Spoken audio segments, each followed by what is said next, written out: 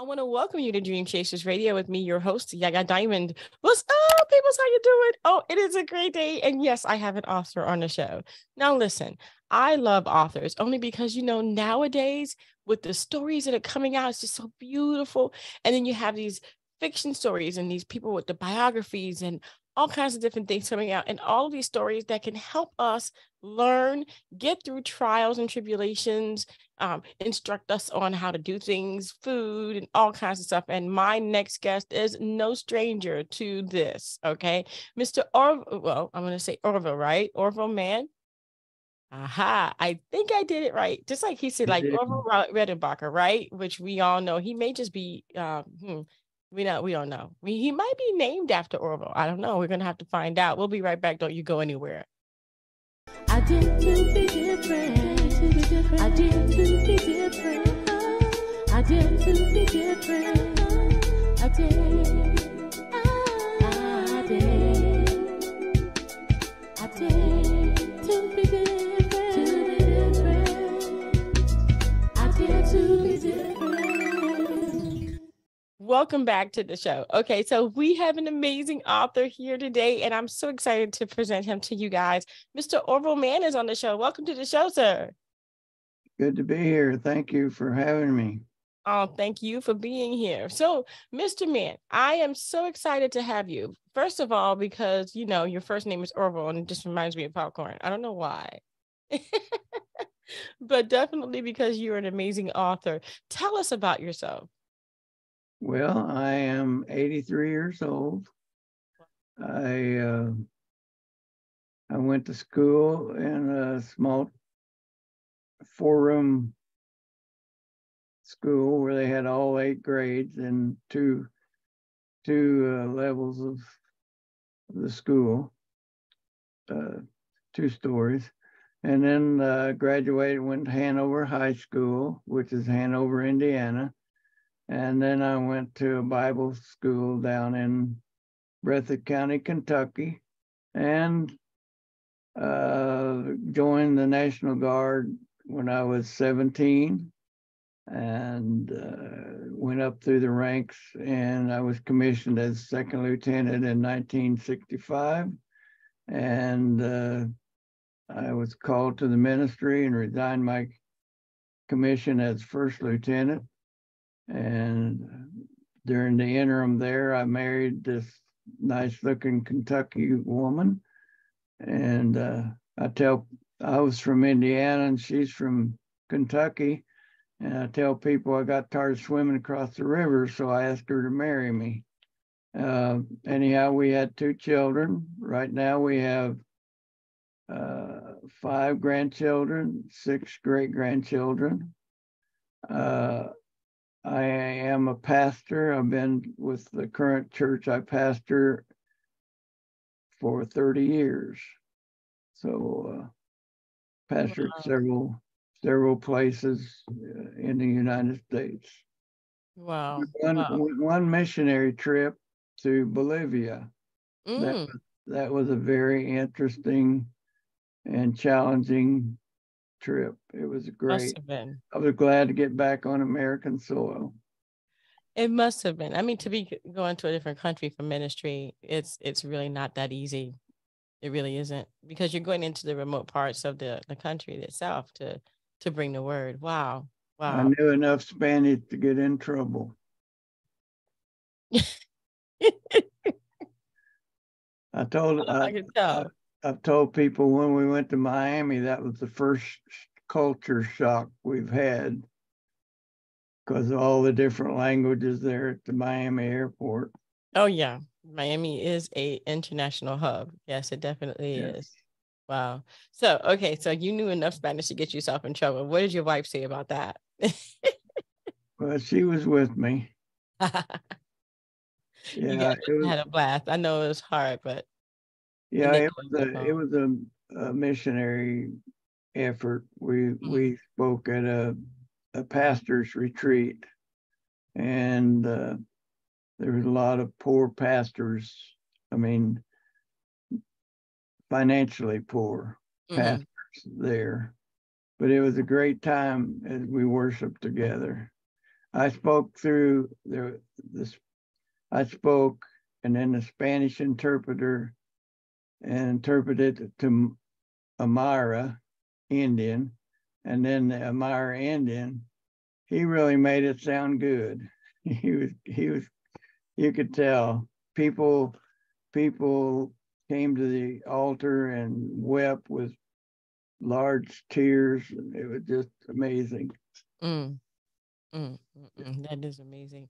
Wow. So, okay, so The Adventures of George Lee, A Race Against Time. How did the book come into play for you?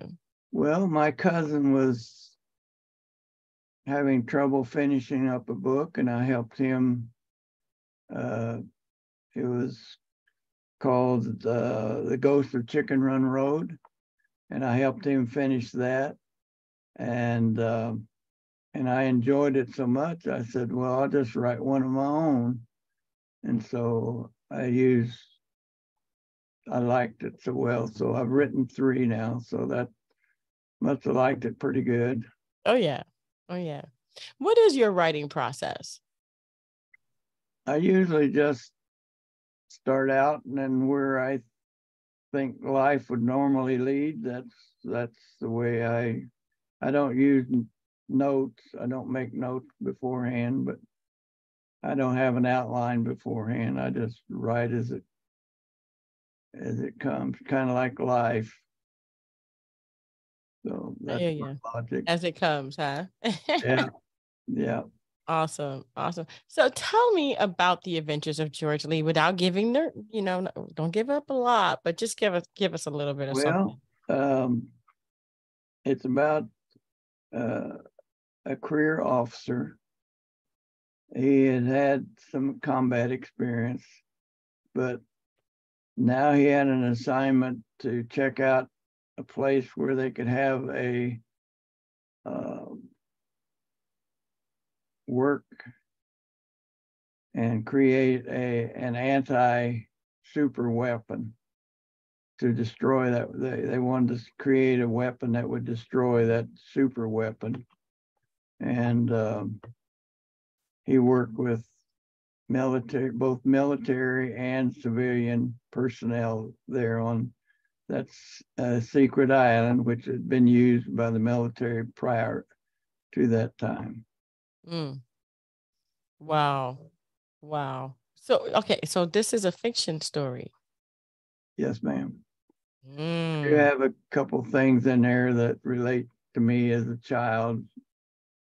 There was one time when I was plowing in the field in southern Indiana, and of course, plows have a furrow, and you have one wheel down in that furrow, and that guides the plow to the next where it plows up, fills the furrow.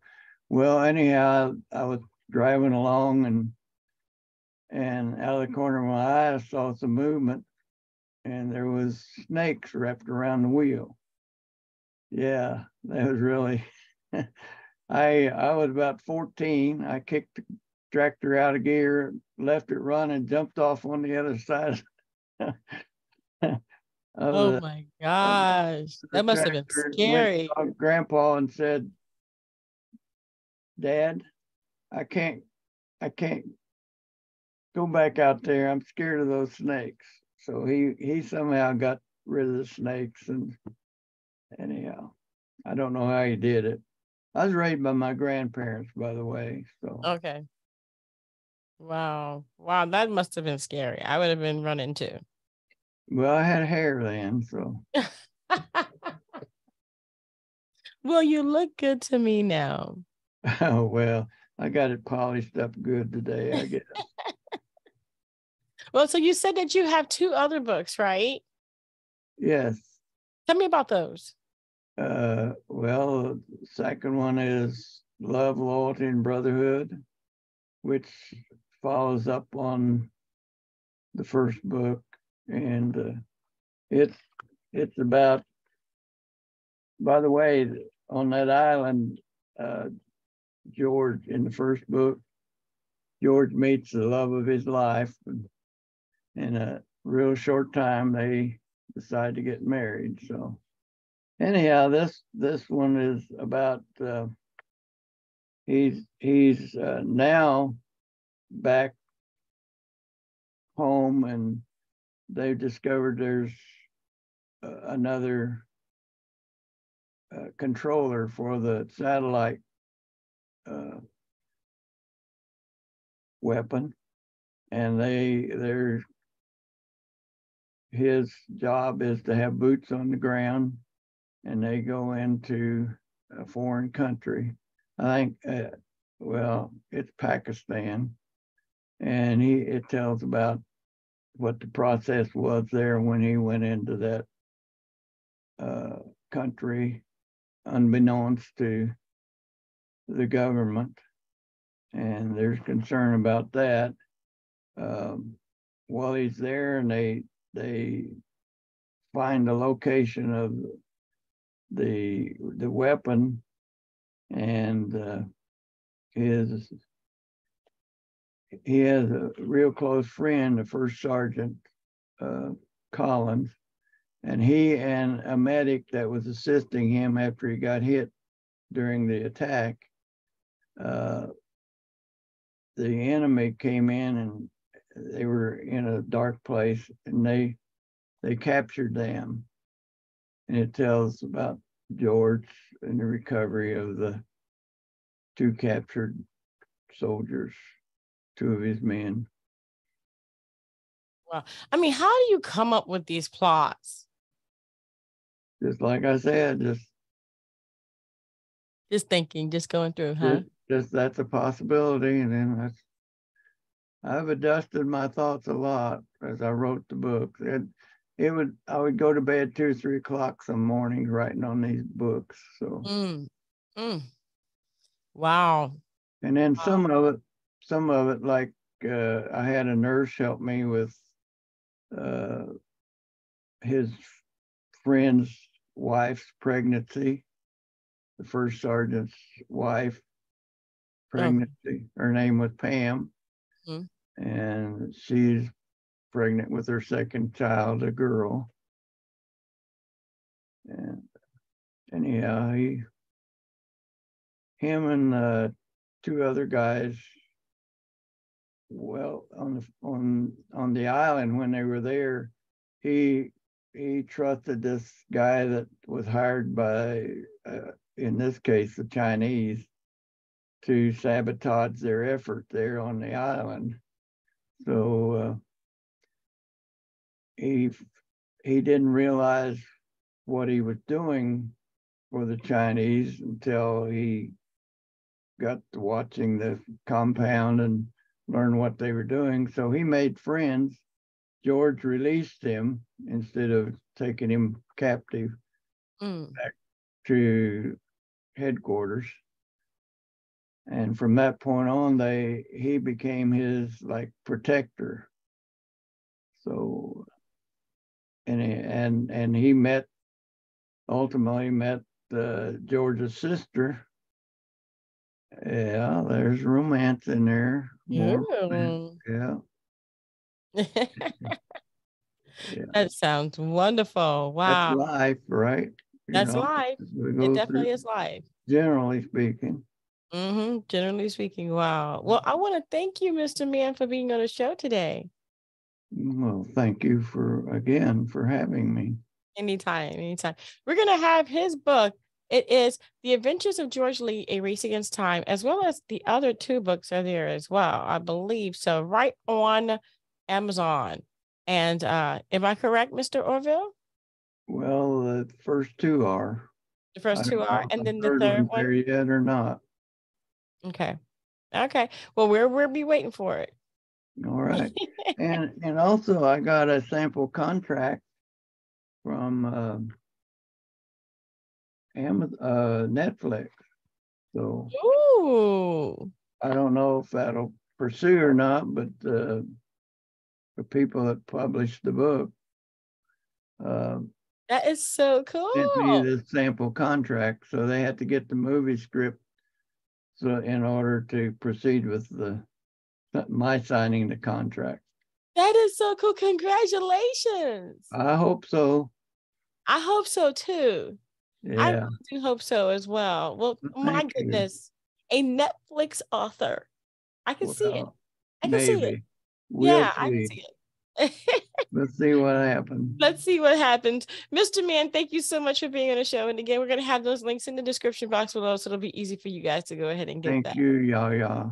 No problem. And thank you guys so much for being on the show, and taking a part of it, because the show wouldn't be without you. It wouldn't be good.